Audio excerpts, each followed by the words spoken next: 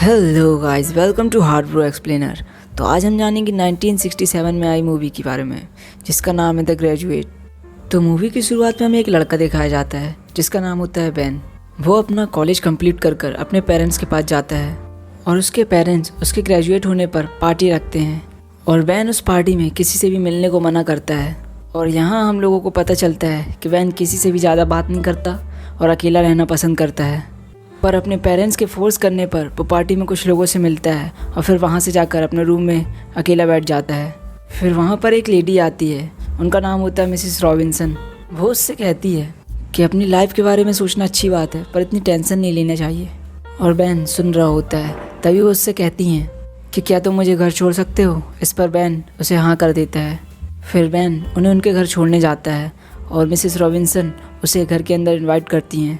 फिर वो उसे ड्रिंक ऑफ़र करती हैं और ड्रिंक देते हुए वो उससे ऐसे ऐसे सवाल करती हैं जिससे बेन समझ जाता है कि वो उसे सेड्यूस करना चाहती हैं। मिसेस रॉबिन्सन उससे कहती हैं कि उनके हस्बैंड काफ़ी लेट आएंगे और बेन उनसे घर जाने के लिए कहता है। पर मिसेस रॉबिन्सन कोशिश करती रहती हैं। फिर वो उसे एक कमरे में लेकर जाती हैं। वहाँ एक पेंटिंग लगी होती है जो उनकी बेटी इलान की होती है और बेन को ये पेंटिंग पसंद आती है। फिर बेन उन्हें बताता है वो उनके पति से काफ़ी डरता है। फिर मिसेस रॉबिन्सन उसे अपने करीब लाने की कोशिश करती हैं पर बेन वहाँ से भाग जाता है। तभी वहाँ पर मिस्टर रॉबिन्सन भी आ जाते हैं। वो बेन से मिलते हैं और उससे कहते हैं उसे अपनी लाइफ के बारे में इतना ज़्यादा नहीं सोचना चाहिए, सब ठीक ही होगा। फिर उसके बाद बेन अपने पेरेंट्स के साथ समर वेकेशन पर जाता है। फिर वो मिसेस रॉबिन्सन को फ़ोन कर कर एक होटल में बुलाता है और वो रूम बुक करने में काफ़ी हिचकिचाता है। तभी वहाँ मिसेस रॉबिन्सन आ जाती हैं। फिर बेन रूम बुक करता है और वो लोग रूम में जाते हैं और रूम में भी बेन काफ़ी शर्मा रहा होता है। फिर मिसेस रॉबिन्सन उसे समझाती हैं और बेन कहता है वो इन सब चीज़ के लिए अभी रेडी नहीं है और वो बताता है कि वो अब तक वर्जिन है।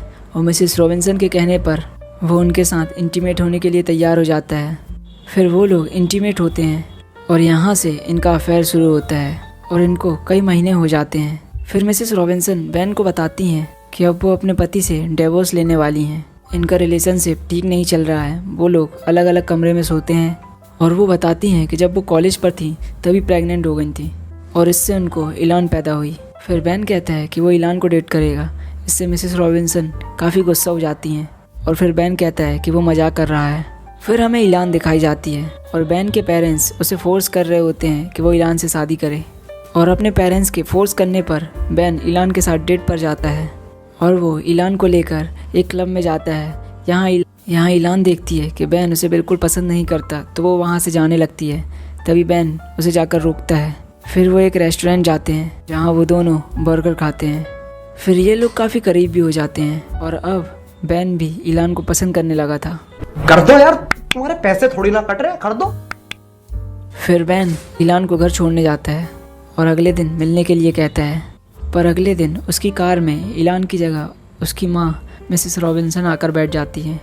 वो बेन को धमकी देती हैं कि वो सब कुछ इलान से बता देंगी। तभी बेन कार से उतर जाता है और दौड़ता हुआ इलान के पास जाता है और वो खुद अब इलान को सब कुछ बताने जा रहा होता है। तभी उसके पीछे पीछे मिसेस रॉबिन्सन भी आती हैं और इलान इन दोनों को देखकर समझ जाती है कि क्या चल रहा है और वो बेन से कहती है कि अब वो उससे कभी मिलना नहीं चाहती और वो अपने स्कूल वापस लौट जाती है। और अब बेन काफ़ी उदास रहने लगा था और वो एक पेपर पर बार बार इलान का नाम लिखता है और उसे मनाने के लिए वो उसके स्कूल निकलता है। फिर उसे एक बस में इलान दिखती है और वो उसका पीछा करने लगता है और इलान उसे देखकर भी अनदेखा कर देती है। फिर बेन उसका पीछा करते हुए दिखाया जाता है जहाँ इलान किसी दूसरे लड़के से मिलती है और बेन को ये बिल्कुल पसंद नहीं आता। फिर इलान बेन के पास आकर कहती है कि उसने उसकी माँ का रेप किया है और बेन इस बात से इनकार करता है। फिर बेन उसे समझाने की कोशिश करता है और शायद समझा भी लेता है। तभी इलान बेन से कहती है वो हम दोनों के रिलेशनशिप के बारे में सोचेगी। फिर बेन कहता है कि वो उससे शादी करना चाहता है और इलान कहती है कि उसे सोचने के लिए टाइम चाहिए। फिर बेन उसे फोर्स करने लगता है और इलान कहती है कि वो काल से शादी करेगी और वहाँ से चली जाती है। फिर बेन के लिए एक लेटर आता है जो इलान का होता है और उस पर लिखा होता है कि वो अब बेन से कभी नहीं मिलेगी और वो स्कूल छोड़कर जा रही है। बेन इलान का पीछा करते हुए मिसेस रॉबिन्सन के घर जाता है और उसे वहाँ मिसेस रॉबिन्सन मिलती हैं। वो उससे कहती हैं कि इलान की शादी हो रही है और अब उसे उसका पीछा नहीं करना चाहिए।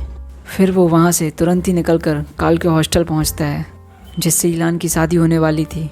और उसे पता चलता है कि काल और ईलान की शादी पास वाले चर्च पर हो रही है और वहाँ पहुँच जाता है और उनकी शादी होने ही वाली होती है। तभी बैन वहाँ से आवाज़ लगाता है, ईलान। फिर ईलान भी बैन को देखती है और चिल्लाती है, बैन।